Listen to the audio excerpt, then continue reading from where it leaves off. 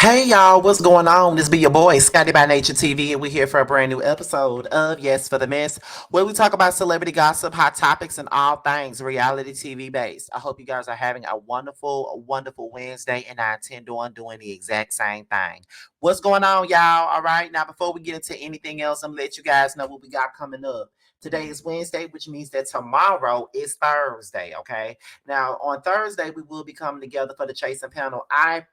For one, won't be there. I'll be at the BU event supporting DJ and Bando as they perform. Jeremy will be hosting, but it will be on my channel still. It will still be on my channel. The link is available. He's an admin, so he can still. All he needs is the link just to click it. Get on up in here and do his thug thizzle, okay? So make sure you guys tune in for the Chasing panel and please support them while I'm gone. So that's pretty much it. So with that being said, you guys, that's pretty much all that we got. So let's go ahead and get into the mess. Now we're here to discuss the Real Housewives of Potomac's premiere episode. There has been a lot of chitter chatter about it, and these three women are involved in the conversation. Um, but before we get into these three women that's involved in the conversation, we have to talk about this. Now, Bravo ratings, which I follow, I've always followed them. They report the ratings every single week that the show airs. And when we talk about the premiere episode of Real Housewives of Potomac, they only pulled in 500,000 viewers within its first episode, and it is a series low, okay? They only was able to pull in 500,000 viewers, okay? Now, let's just be for real now. We're going to be honest here, right? Now, the Real Housewives of Potomac has never really just had like blockbuster, ratings like that. That always belonged to, the Real Housewives of Atlanta, which is why I never could understand why everybody was always trying to pit these two shows against each other, because even in Atlanta's worst day, Potomac wasn't seeing them, just being honest. But I'm just like, damn, what's really going on? Like, why is the rating so low? And a lot of people are wondering, are the ratings low because of these three women? Like, we do know that a big chunk of this fan base loved Candiace. There's some people that actually love Robyn too. And whether you want to believe it or not, there are some people that wanted NECA to be back on this show over Wendy. Okay, I see it all the time on Housewives Twitter. I see it all the time. But what else could come into play with this? Now, some people could say that streaming is a part of the reason why the ratings are low all across the board for most of these shows, whether it's reality or if it's scripted. Now, a lot of people don't have cable, people have Roku, people have Fire Stick, people have all of those things now where they can watch stuff on TV whenever they want to. And they have streaming services like Peacock where they can just watch the episode the very next day and not be fucking with it like that, right? And I'm gonna be honest, I haven't had cable since 2016.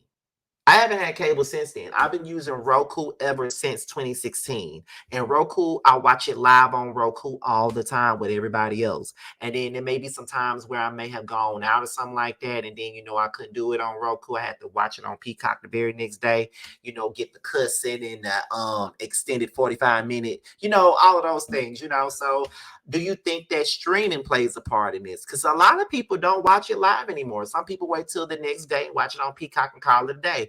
I remember when people were talking about the Real Housewives of Atlanta and their ratings being low.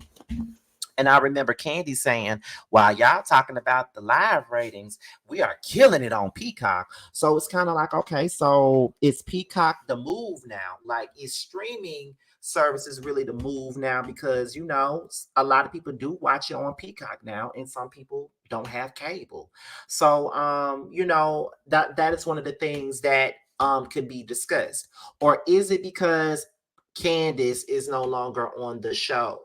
Because there were a lot of people that did say that with Candiace being gone, there is no need for me to watch this show no more. A lot of people felt like Candiace was unfairly treated, and that's why that's why they don't want to tune in, because she's not there. You got the likes of Giselle that's still there. Giselle is still public enemy number one. A lot of us don't like her or whatever. And I saw someone leave a comment, and this person that leaves a comment, they always up under my comments every other month talking bullshit that they don't know nothing about. Now let's be clear.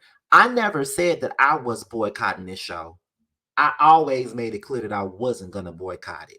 Now, did I call them out on the blatant favoritism and the colorism that I did notice? I absolutely did, but I never said that I was going to stop tuning into this show.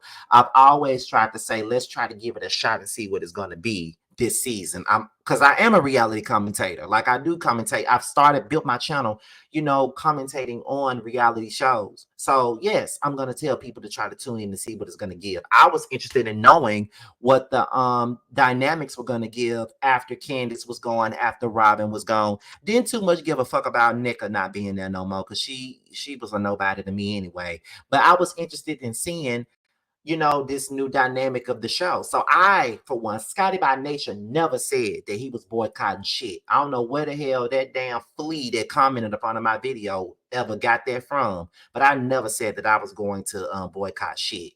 Never said that. Now let's look at some of the shit that people are saying about the ratings in the comments. Let's see this. Okay, let me put this back up here before we go into some of the tweets and stuff like that. Now, as y'all can see, that's the tweet. These are the replies to the original tweet, which is the show, pulling in 500,000 viewers the first episode. The way that this isn't bad, everyone's getting series lows. Dubai is, Salt Lake City is, New York is, and Orange County is. Okay. Someone said, well, shout out to Candiace Village. I love them. I think they follow me on Twitter. Someone says, I don't understand why this is such a shock. TV ratings have been going down consistently for the last 10 years. Why do we be oblivious when these numbers drop? Someone says, Dubai and New York would kill for these ratings. They barely promoted it. If my friend didn't tell me it was on, I wouldn't have known. Now, there's a lot of people that did not know that Potomac was on. I can vouch for that because there was many people that watched my video and was like, oh, I didn't even know that was coming on tonight. So it wasn't that much promotion in the building for this show, if you ask me. That's what I believe too. I kind of believe that as well. You know what I'm saying? But I don't know. But let's see what else is being said here. Someone else said, this isn't surprising to me though. They had their worst season last season and lost a lot of viewers. Hopefully they come back now that the changes have been made. And that is also true. They did have a horrible season last season. A lot of people vowed not to watch this season. So being that they had, your last season pretty much determines what your next season is going to be for most people. And if your last season was very terrible, they're not going to want to tune in for the next season. Someone says, don't get rid of Candiace then. Then someone else said, they lost the queen that was carrying the show on her back for the past 4 seasons. I'm not shocked, and I expect it to continuously decrease. Okay. Someone else says, from my monitoring, Potomac only peaked at number 9 on Peacock, and it is no longer trending. Okay. Now let's look at some of the tweets behind it. I haven't gotten over that debacle of last season. I was a RHOP fan from day one, but I haven't bothered to watch the new episode. I removed it from my DVR. I can't look at Giselle. I can't get past her trying to take down a decent man for a storyline. Maybe it would subside. Then Dustin Combs said, I'd recommend checking back into this season, but maybe wait until this Sunday. Giselle and Wendy have a sit down and have a conversation, so that might get some of that closure, and Giselle takes accountability. Someone else said, you missed that part where they said they can't look at Giselle after what she did. I literally and fully heartedly agree. Sorry, but even a BS sit down with Wendy isn't even enough. She dead ass needs to be removed so we can see what it gives without her. Then Dustin also said, I mean, I wasn't talking to you, so I don't think I need for you to speak for them. Oh, that's some catty shit. So that's pretty much the gist of it. So that's all we're gonna go into with that. Now the Bravo Shade Room asked the question, and it stated, did you miss Candiace, Robyn, and Nika on the first episode? And this is what some of the people had to say. I'm going to go ahead and say it. The show feels a little bit empty without Candiace. You can't feel her absence. Someone else said the Real Housewives of Potomac premiere is exactly the direction the fans of the show have been asking for, in my opinion. Fresh faces, shifting dynamics have really shaken things organically without sacrificing the classic Potomac tone we've come to know. So basically, we are so back. The reality TV guru, Candiace and Robyn are not missed nor needed. This little facelift was needed for the show, and they needed to exit for that to happen. RHOP, stop saying they need to return because they don't. Okay.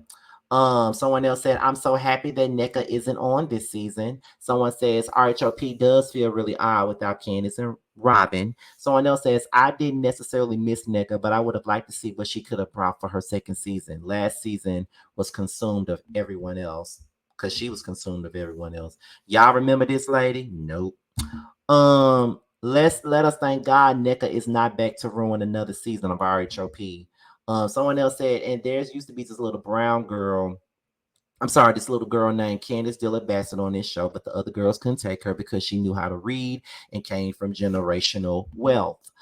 Someone else said, I didn't even notice that Robyn wasn't on anymore. Love to see it. Okay. 33 minutes in, and Candiace hasn't even crossed my mind. Whether she got a contract or not, it's clear that her storyline needed a pause within this group. Grown women navigating grown conversations, no cursing, no dramatical emotional tantrums, and no filling a room with negativity. Okay. And I think that's pretty much the gist of those tweets. So there's a mixed bag. There are some people that feels like Candiace was needed. There's some people that is happy that NECA is gone. There's some people that feel like it's empty without Candiace and Robyn. And then there's some people that feels like, Robyn wasn't needed.